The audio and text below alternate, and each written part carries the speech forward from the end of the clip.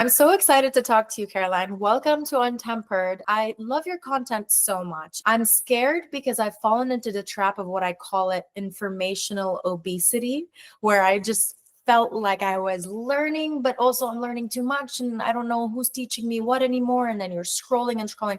My first question is, what is the hidden impact of trauma on the daily life? What does it look like? So I think, first of all, the word trauma sometimes is very much overused these days. So people nearly throw it out there. I think that's how I feel. Not everything is trauma, and not everything that's for one person is maybe traumatic doesn't mean that's for the other person the same level of trauma. Sometimes it can be, if it's, for example, an obvious thing like a war or something, but we process also things very different in our mind. And that's also how it affects us in a way. So trauma is not the same for everyone. And the other thing is, trauma in the classic sense would be PTSD. That's what we all know, right? That's the flashback of an event that happened to you, that you basically still relive vividly through pictures or emotionally through your body, that you still live with the anxiety or the panic attacks of things, that you're in a state of hypervigilance. So you're very much scanning the room. You're always fearful. You don't feel really safe, or that you even avoid certain places or people, and you get triggered by smells or other things. That's the very classical sense of trauma that we're very much used to. But then there's also the complex trauma, and that's where it becomes, again, word already says it, complex, and that's where actually more people struggle with. So that can also be hidden wounds. Hidden wound can be the hidden trauma, the lack in the absence of things. That can be, for example, growing up with parents who couldn't love you the way you would have needed, or who neglected you, or were just emotional, let's say, attachment, or that sort of love, that unconditional love was not given, or the attention, and we didn't feel seen or heard the way we would have needed. And that's why it's nowadays, at least for my take, also a word that we quickly use, trauma. I wish maybe that was a different word, but it's an emotional wound. So that is something that a lot of people actually struggle with, and it can show up in different ways. That's the complex trauma. It shows up in our personality as well. So that means it shows up in, we live with shame, self-blame, that harsh inner critic. We have identity issues, and that's where complex trauma makes also, a huge sort of impact in our life. That's very much like, I feel worthless. A lot of people would say, oh, I'm broken. That is a sign that you're dealing with trauma. You struggle in relationships. You're very mistrusting. You're fearful of getting close. And that's what I see a lot of people really overall in this world these days. And there is a lot of trauma, particularly around the emotional wound, that invisible wound that people seem to be struggling these days. And it subtly influences their relationships. It influences their parenting. It influences the relationship with themselves. What I aim to do with my podcast is try to get people to actually get actionable ways they can start to dig in and change this. So let's talk about shadow work. Now, I feel like now it's also becoming a buzzword, but people are just saying, I've done my shadow work, or I've talked to my inner child. But with you as an expert, if I was your client, tell me, can you break it down to me and tell me exactly, if I come to you with something like, for example, I was kicked out at 16. This is my trauma. And I didn't have my father growing up, and he was very violent. And I realized when I actually did shadow work that I hadn't done any work before that, when I had thought I was doing like years and years of work. So I'd like for you to walk us through exactly what it is and why it's helpful and how it comes and what kind of package do we get shadow work. Can I ask how your because everyone does shadow work a little bit different, I think. What did you do? I did IFS, and that was the craziest thing I've ever done in my life. So it was like EMDR. So I had to go back to experiences and meet certain parts of me at certain ages and certain locations. And it was actually uncovering a lot of memories that I didn't even know I had. But what I love, what you describe, is you're describing a very holistic approach. And if you speak like about shadow work and what my take on it is, or what it is, it is, if it's done the way you did it, for example, very holistic, it's the most powerful thing you can do for yourself. Obviously, not everyone, and there's no blueprint for it, will maybe dig up past memories as a vivid memory, maybe, or that they can say like, oh, I was 7 then.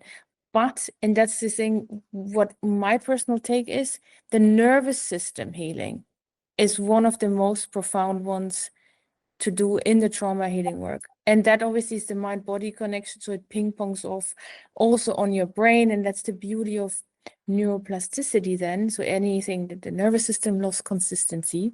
So once, for example, you do EMDR, that's that sort of trauma processing technique, eventually you open up also, let's say, closed doors.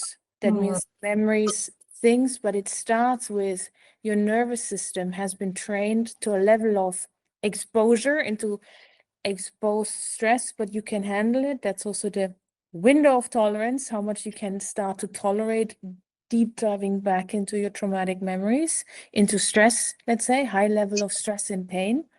But that allows you also eventually to trust yourself again. And that's actually part of the trauma work, is because if we go very much back in time, there was a moment where you felt so unsafe. And that can be my mom and dad were not providing the safety because they were arguing. That can be already enough.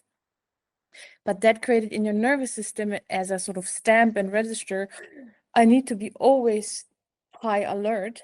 And your mind eventually learns, oh my God, I cannot trust myself. I need to find control, ways of staying safe.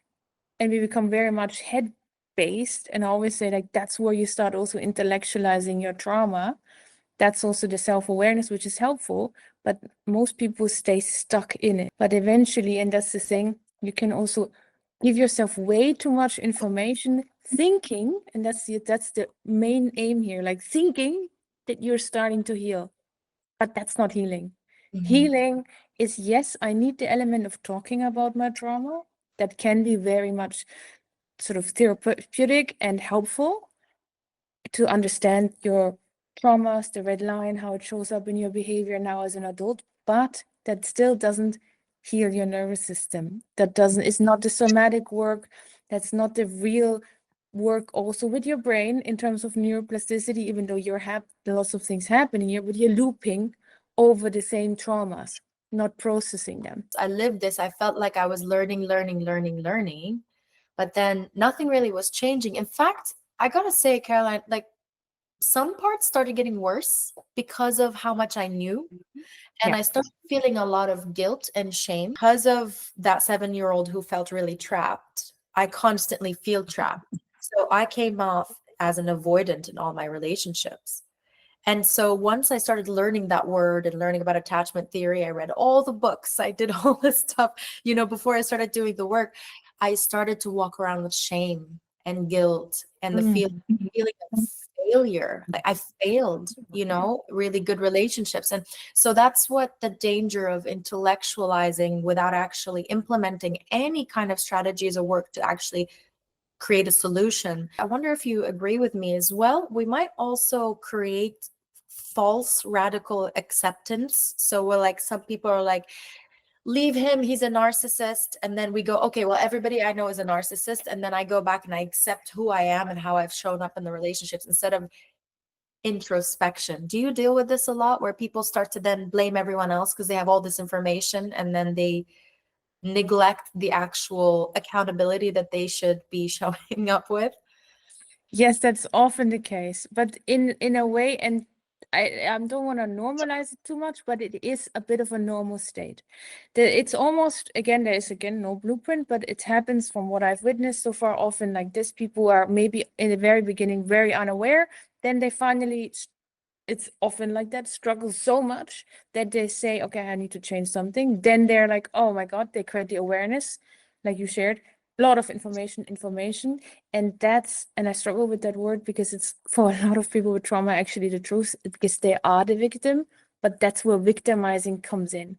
But The thing is, and that's why you need often support, because a lot of people stay stuck in the victimizing. That is, even if it's the truth, and not a good place for you to stay in for too long, because it creates a lot of overall, and that's the thing, the power also of literally subconscious affirmation. You strengthen the negative wiring in your brain even more, and actually towards yourself, but you also become very negative towards the people around you. And that's again trauma, because trauma creates a filter for you of how you perceive the world and how you perceive others and how you play maybe yourself a role in it. But again, and that's the complex part about trauma, you do play a role, unfortunately, in your own trauma as well. Of course, you know, things happen to you and you couldn't change anything and you were helpless and powerless in those moments. But often we continue living life with the same deep core belief. I am always the powerless one. I'm always used. I'm always this and this and this. And when you have these sentences in your mind and you feel this is not helping you, this is actually the point of like, okay, I need to do for myself, not for anyone around you, the deeper work so that I can experience joy, that I can experience life on my terms, whatever that means, what happiness means. It doesn't mean that life is only up from there and only jolly and nice, but people with trauma often cannot experience joy or happiness or be in healthy, happy relationships, even though they crave it deep down. But that's the victimizing, the mindset, the trauma still playing out subconsciously over and over. It's also the fearful inner child in a way that keeps on showing up. The mind is very good in telling us stories that are partially true, but also partially echoes from our past. It's easy to become addicted to victimhood. And I want to say from my experience, I'd like to share my experience here and there. And people are listening to the podcast sometimes are like, oh my God, I relate to that. My experience with people, seeing people in the victim state, and I've been in a victim state before. I felt sorry for myself. I became addicted. I was really young and I wasn't aware at all. I wasn't going for information. I was going for the short-term band-aid. But I think it's such a dangerous coping mechanism when you have this like victimhood in you, because my father, who was extremely abusive, would literally protect himself from shame and guilt for what the bad things that he had done by saying, oh, everyone thinks I'm so bad, and he played victim. We almost sometimes would apologize to him, and he would have like such a victim character that would come out, and I could see now that it would protect him from any kind of guilt for all the terrible things that he had done. And this is obviously at an extreme scale, but then also it's easy to just kind of sit back and say, oh, everything bad happens to me. But what you're saying is so true. Your mind does tell you stories, and most of the thoughts that you have are not real. That's the thing, and that's actually the victim mindset, let's say, is a natural state of hopelessness and powerlessness that's linked to your trauma and was true somewhere in your life. But the thing is, and that's where healing plays such an important role. It's not about getting you per se only out of that victim mindset. No. It's about what can I do? Actually, what role can I play? And that's actually the sense of safety again, that feeling of, hey, I can trust myself. I can rely on myself, but not in a hyper independent way, but in a trusting and self-loving way. That's so important, because there is also a difference between, let's say, narcissism and self-love. There is also, that feeling of, I can trust, I can do this, but I have also the power and the level of, let's say, control that I can actually do certain things, because there is a mindset also that's called locus of control that is changed by trauma. So trauma drives you then into that victim mindset. And once you've learned, no, what is in control? And you can start with the smallest thing. I can choose if I drink coffee or tea. I can, wear the clothes that I'm wearing, and obviously do the trauma healing work on top of it. But it's actually training also your mind on this, from the smallest to the biggest things of, no, I can impact my life in a positive way. I'm not at the mercy of, I don't know, my friend, my parents, or my employer. No, I can be the master in a way of my own life. And that is a total different level of internal freedom. And that's the way how I see trauma healing, actually. It's traveling through victim mindset and being compassionate towards yourself and acknowledging and being okay with the pain you've been through and not minimizing it, but also not making it overpowering your whole life. No, it was a chapter of your life, and it's okay to look at it and be like, this happened to me and it's real and it was bad. And it was exactly this bad. It can be for people hell and a nightmare. And we cannot tiptoe around it. But it's also okay. But I have still a present and a future and a whole story to write. And I can choose what I'll write into it. How do you help people who come to you who are addicted to their wounded identity? It's small steps. People often think it's the major big drama processing. Yes, it is also sometimes this, but it's a combination of small and big things. Again, also here, the understanding is really helpful that we have wrapped often, and that's tough to hear, our entire personality around the trauma that happened to us and the way we learned to cope. And that's like so easily. I used to say that, oh, I'm just an anxious person, I'm just shy, no, I don't like pictures. That's not true. Yeah. That I can say that now. I haven't walked my own path, and I think you have to, in order to be a good quote unquote healer or someone, you have to understand what trauma really means. And I felt it, and I know that you quickly think this is just who I am, and so often and easily we say that. No, it's the way you know yourself until today, but you can become your authentic self in a different way. You're not your trauma in the way you used to cope or survive. Do you think that's a culprit? Most people say I've had a pattern of failed relationships. It's, I think, at its peak numbers. I feel like it's confusing because I've shown up as an avoidant, but I've also shown up as an anxious person. And I believe that the person I'm with and their unhealed journey also affects how I show up in a relationship. Do you think that it's a consistent work that we need to do, or is there a certain kind of healing we need to do that is specific to romantic love? But first of all, you describe, for example, a very disorganized attachment. And disorganized means you're avoidant and anxious, but it depends on who you're with.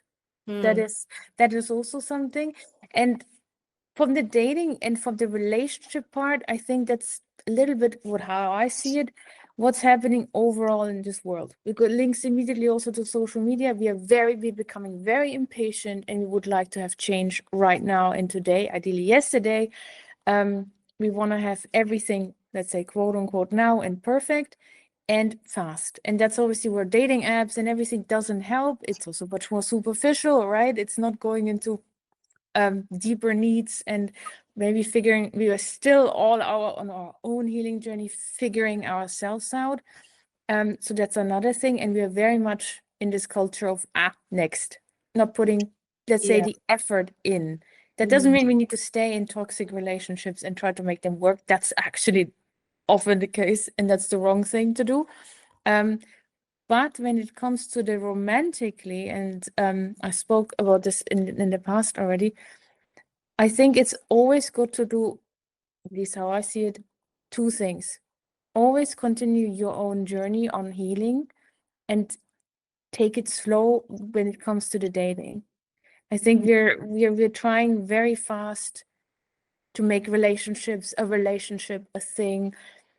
It doesn't allow building time anymore. So quickly we're already into, we need to I don't know, move for the first kiss, go, I don't know, date 4, have already, let's say, physical intimacy. But what we neglect often is the most important part, and that's actually emotional safety and emotional intimacy, to create that with a person first. And I think that didn't start now, that actually started already way earlier. I would say because of divorce rates and so on. I'm maybe also a different generation. I'm almost 40 now. Probably 80s or 70s, where everything was just like, a little bit more casual. Things were different dating wise. We chose also very different our partners. I think the part of, let's create emotional safety and intimacy first, and then let the physical part take over. I think that's where switching Switching things up can actually be, from my take, and from a trauma perspective and from a nervous system perspective, be very different. Because if you feel in 3 months or 6 months safe around someone and your nervous system tells you, yeah, I do, that's a total different way of being together. My mission is really, and that's also why I'm on social media, to make trauma healing or healing more accessible, but also more relatable, and create awareness around it. I think not just because I'm a psychologist, but exactly because I'm a trauma survivor myself. I know how it is when you're alone, when you're so overwhelmed, and when you don't know what's the first or even the next step to do. It's so overwhelming, and then you're stuck and you're alone.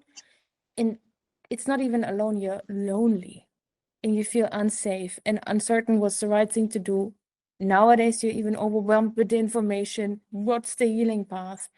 And I've walked it myself, and I've guided now so many people, and I'm like, no, there is a way, but we cannot be stuck in the overthinking, intellectualizing, because that's not healing. We need to really do the work, and I want to provide that work for people so that they can actually do the healing. So my mission is really, sounds crazy when I say it, but I want to help at least 1 million people on this earth to heal.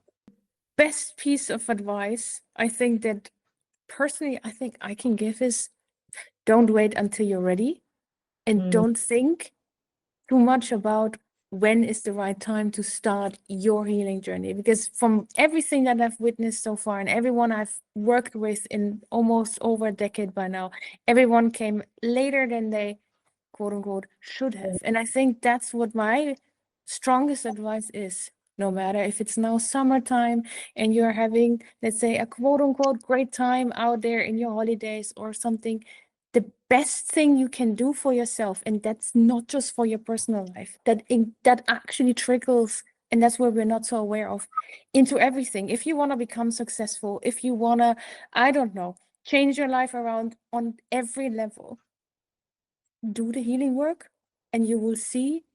And that's not just based on, I don't know, sorry, BS. That's really what I've witnessed. Everything changes.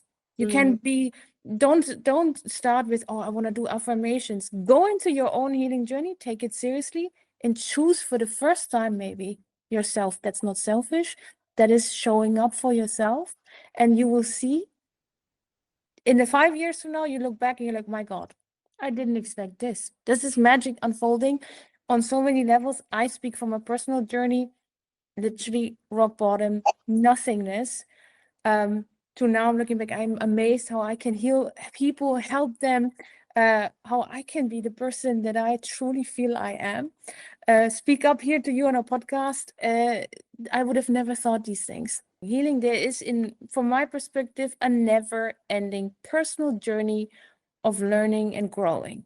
And that's really, I'm connecting with myself in so many different ways, and I'll be challenged somehow, maybe even triggered along the path of life. That's just how it is. So that doesn't deprive me. That would mean I'm depriving myself from relationships forever, because I will be a forever changing person. Yes, at the core, I'll be my authentic self, but I'm adapting, changing, growing, and I want my partner to be part of that. So how do I navigate this? And I think that's, for me, the real answer is, I still go out there, I date, but I do it not with the gas pedal on, trying to find someone ASAP. No, I'll take the time and see how is it unfolding for me and for the other person, because it obviously is for both the same way. But again, and that's what my first point was, emotional intimacy. That's not the physical part only. Is such a deep core thing. If you connect with someone on a level where you can talk, not just talk for the sake of having a chit chat, but no, you can feel, hey, I can just be me. I can share about my deepest thoughts, desires, and that person is not, judging, belittling me, or I don't know, in the beginning, let's say love bombing or nodding along or trying to fix me and alter me. No, they're just allowing me to be, and I can do the same for another person.